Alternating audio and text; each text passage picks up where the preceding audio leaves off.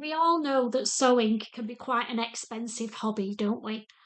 I've got 8 non-sewing sewing tools to share with you that are either more robust, longer lasting, and in a lot of cases cheaper as well. So let's take a look at my 8 non-sewing sewing gadgets that are in my sewing kit.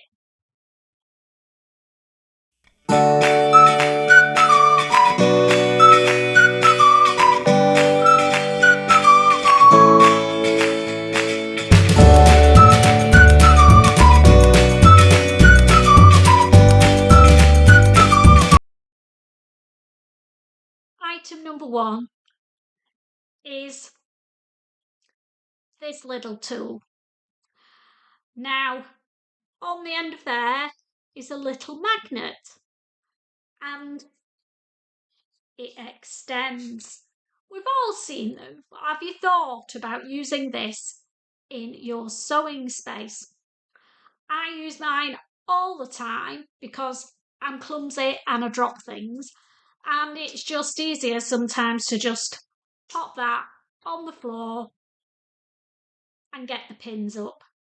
I have my nails gelled, and it's not always easy when you've got nails to pick pins up, but with one of these babies, perfecto. Now, this was, I think it was $3.99 from Amazon, so it's a great stocking filler as well. So if you're watching and you know somebody who sells, or you want one in your stocking, send somebody the link. Item number 2 is one of these. It's a disposable mascara wand, and I use this to clean out my machine, and particularly my overlocker where there's lots of little nooks and crannies. The brush picks up all the lint really well, and because it's a disposable one, you can angle it as well and get into places that you couldn't before. Now, I got these in a pack this big, and they're going to last me a heck of a long time. They are the disposable ones, but one of these I would keep for a good couple of months, so I don't really need this many. So if you find somewhere that's selling them in a smaller pack, then that might be a better idea. But again, I get these from Amazon and the price will pop up there. So item number 2, disposable mascara wands.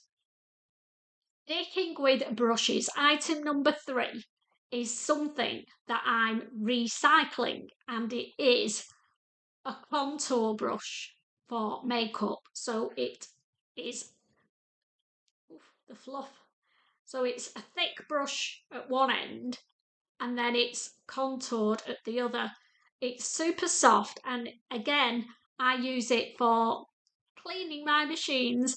My machines are very, very well loved, and they're cleaned at least once a month, if not weekly, because look after your machine and it will last longer. So item number 3 is reuse, so there's no price for this one, an old makeup brush. Number 4 is nappy pins. Now, we all have safety pins, don't we, in our sewing toolkit? But have you thought a nappy pin would be better? I use my safety pins mainly for threading elastic and cord through channels, and the number of times I've got halfway through and the pin has undone, and then how the heck do you get it out? Sometimes I've even had to unpick the channel seam to get at it, put it back together, carry on threading it, and then I've got 2 holes that need sewing up, but it's a bit of a maul. With these, because they're a safety pin or a nappy pin, there's less chance of that coming undone because it's got to go all the way to there, through that gap and back. I use these multicolour headed ones because I like them to be right bright and cheerful. I'm sure you can get cheaper versions of them, but I got these again from Amazon.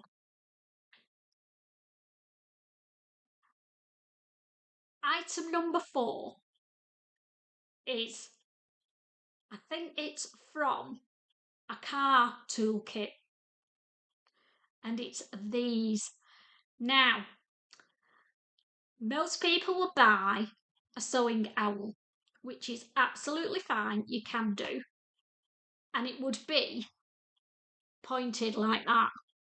I like these, one, because they've got a really good grippy handle on them, and not only do you get one, but you get that shape hook, a complete right angle, and one that's that shape. So however you're trying to hold, I use them for holding my fabric in place when it's difficult to get to, rather than use my nails and end up ruining my beautiful nails. I use these. It's like having an extra finger when you're passing things that need stabilising quite a lot through your machine. So I tend to use it when I'm binding things, when you get to the corners, to try and hold it in place and then it doesn't move around, but lots of uses for these different shaped hooks. And again, I've got 4 of them, probably for less than the price of one owl. And from Amazon, the next item, I use this instead of fancy washi tape, and it is simple decorators tape. It comes in different widths. This is a 2.5 centimetre wide one, which is an inch. And decorating tape or masking tape comes in different widths. Now, I use this for 2 things. I'm sure there's a lot more, and if you let me know, I'll start using it for other stuff. Oh, I've remembered another one. 3 things. So, idea number 1 for using masking tape is for marking your seam allowance on your sewing machine, particularly if you're a beginner sewer. Find out where your seam's going to finish with your fabric edge, and then put that tape along your machine so that you know that you're doing the right seam allowance. Number 2 is to use it for marking out when you're doing quilting. So if you're doing straight line quilting, find the centre line, put that down, and I use the tape for the width of the grid quilts that I want to do. So if I'm doing them 1 inch apart, I'll use this one, I'll sew the centre line, I'll sew that side, then I'll take the tape off because it's reusable, stick it down again, do the next line and the next line and the next line, and all your lines will be bob on. And the last thing I use it for, I've recently started taking up machine embroidery, and sometimes you need to stabilise your fabric within the hoop, and that's what I use this for as well. 2 more things to go. We're back on magnets again, and I've recently purchased these. I've not used them yet, but I'm convinced they're going to be a game changer. I use lots of different types of pins for different projects, and I have one of these, and all the different pins get put on it as I'm sewing. And what I'm meant to do when I finish the project with that particular pin type is take all the pins off and put them back in the packet. But it doesn't work because I don't do it. Or there's some that fall on the floor and then they all get mixed up. So they're all ended up mixed up. They're all tidy on my magnetic pin holder, but they're all mixed up. So I've bought these. They're, again, I think they're engineering trays. And they're magnetic. So I've got a small one,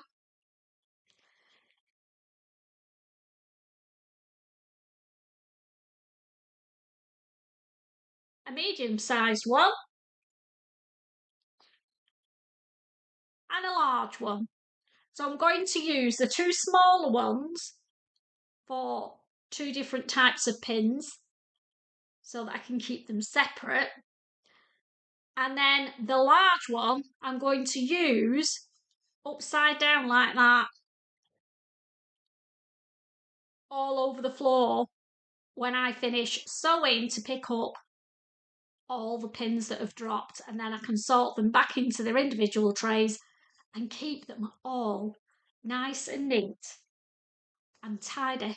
So let me know if you use these babies and do they work for you, because I'm super excited.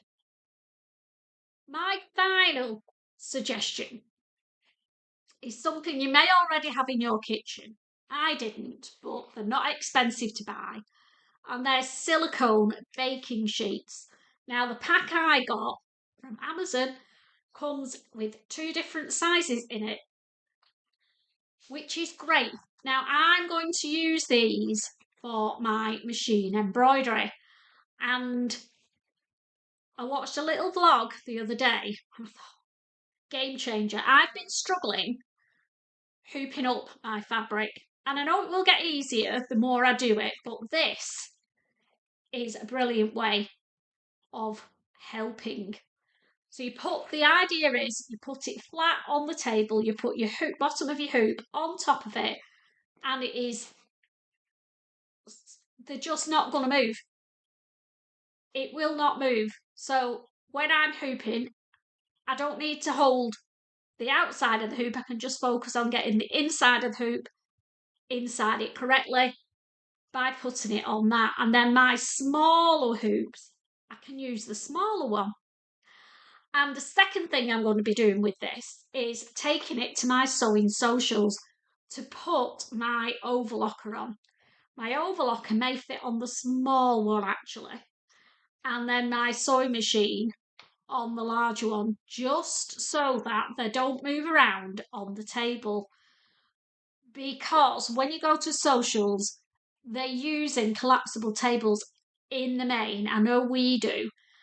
And your machine can move around more than it would do on your normal sewing table. So I'm going to take those with me to use there as well.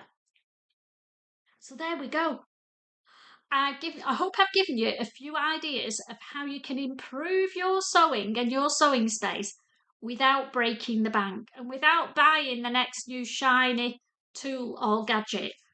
Try these alternative sewing tools and let me know how you get on with them.